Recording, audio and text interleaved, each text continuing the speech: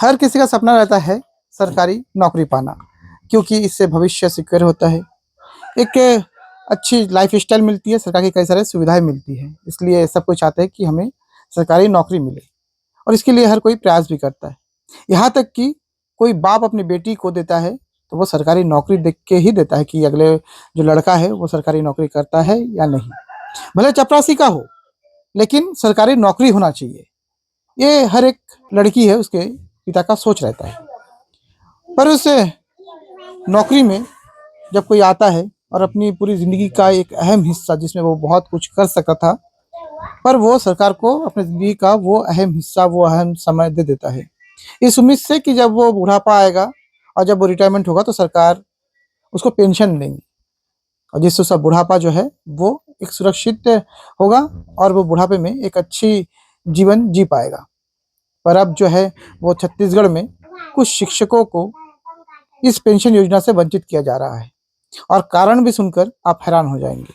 नमस्कार, मैं राजेश हालदार, आप छत्तीसगढ़ बायोस्कोप देख रहे हैं और आज हम एक ऐसे शिक्षक से मिलने के लिए आए हैं। उनका ये फॉर्च्यून की दुकान देख रहे हैं और ये फॉर्च्यून की दुकान वो शौक से नहीं, मजबूरी में चला रहे हैं।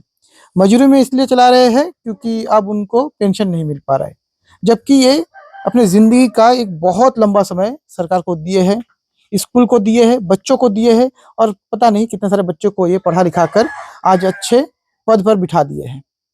उसके एवज में सरकार ने इनको जो है वो पेंशन ही नहीं दिया है, ना ही कोई बड़ा अमाउंट दिया है और अब जो है उनका जीवन जो है वो मुफलिसी में बीत रहा है। इनसे बात भी करेंगे। सर, सबसे पहले मैं आपका नाम जानना चाहूँगा। मेरा नाम जैनुल राना है। और आप पहले कौन सी नौकरी करते थे, किस पद पे थे? मैं व्याख्याता पद पर कार्यरत था। तो कौन से स्कूल में थे आप? संस्कृत माध्यमिक विद्यालय बारदाई में। बारदाई में थे जी। और रिटायरमेंट हो गए आप? हाँ, 2025 में रिटायर हो गया, 30 अप्रैल 2025 को। 2025 को रिटायर हो गए, 2026 चल रहा है, मतलब लगभग आपका साल भर हो गया। साल भर हो गया लगभग। अभी तक कुछ जो है मुझे शासन की ओर से कुछ राशि नहीं प्राप्त है। पेंशन नहीं मिला? पेंशन ही नहीं मिला। पेंशन नहीं मिलेगा, कारण क्या सर? कारण ये है 20 साल की सेवा को जो है शासन हम लोग को शून्य घोषित कर दिया। हाँ। इसलिए जो है उसका हमको भुगतना पड़ रहा है।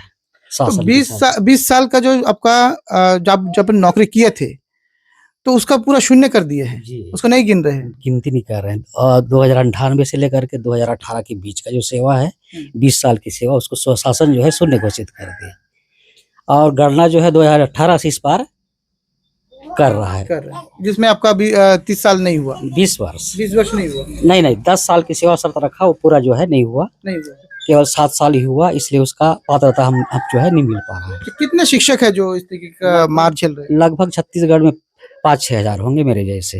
आपके जैसे मेरे जिनको पेंशन नहीं मिल पा रहा। और मोटा अमाउंट कितना मिला आपको? मेरे को मोटा अमाउंट जो है अंतिम में 92,000 मिला था और कुछ और इसके अलावा कुछ नहीं मिला। तो अब जीवन कैसे काट रहे हैं आप? अब कैसे आपका जीवन चल रहा है? छोटी सी किराना दुकान रखा हूँ, इसी से जो है भरण पोषण चल रहा है।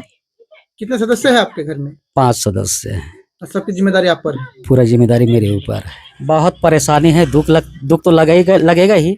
इतने साल जब सेवा दिए, पढ़ा लिख करके उच्च पद पर, बहुत से जो है हमारे शिष्य जो है उच्च पद पर चले गए। ये बहुत ही, इतना होने के बाद भी हम बहुत ही जो है परेशानी में हैं। तो अभी आप फॉर्च्यून की दुकान खोल लिए हैं, क्या इससे इतनी कमाई हो जाती है कि आपका चल जाए जीवन? जीवन तो नहीं चल पाता, फिर भी थोड़ा बहुत जो है करने पड़ेगा ही। तो जब आप रिटायरमेंट हो जाता तब आपकी सैलरी कितनी थी? 92,000 था। और आज के डेट में अगर आपको पेंशन मिलता तो कितना मिलता? उसका 50% 45,000। 45,000। और मान लीजिए अगर आप 7 साल 10 साल की जो उनकी जो शर्त थी वो पूरा कर लेते तो एक बार में मैच्योरिटी जो है आपको अमाउंट वो कितना? ही 45,000, साथ में ग्रेजुएट ही मिलती, इसके अलावा और भी जो है कुछ और राशि मिलता। बहुत बड़ा रकम जो है वो छूट गया। ये जब नौकरी कर रहा था तब इनकी जो लास्ट सैलरी थी वो 92,000 थी। आप सोच सकते हैं एक 92,000 रुपये पाने वाला वो कई सारे सपने देखता है कि मैं जब रिटायरमेंट होऊंगा तो मुझे एक मुश्त में इतने सारे पैसे मिलेंगे और मुझे जो महीने का है वो लगभग उसका आधा यानी 45,000 लगभग मिलना था।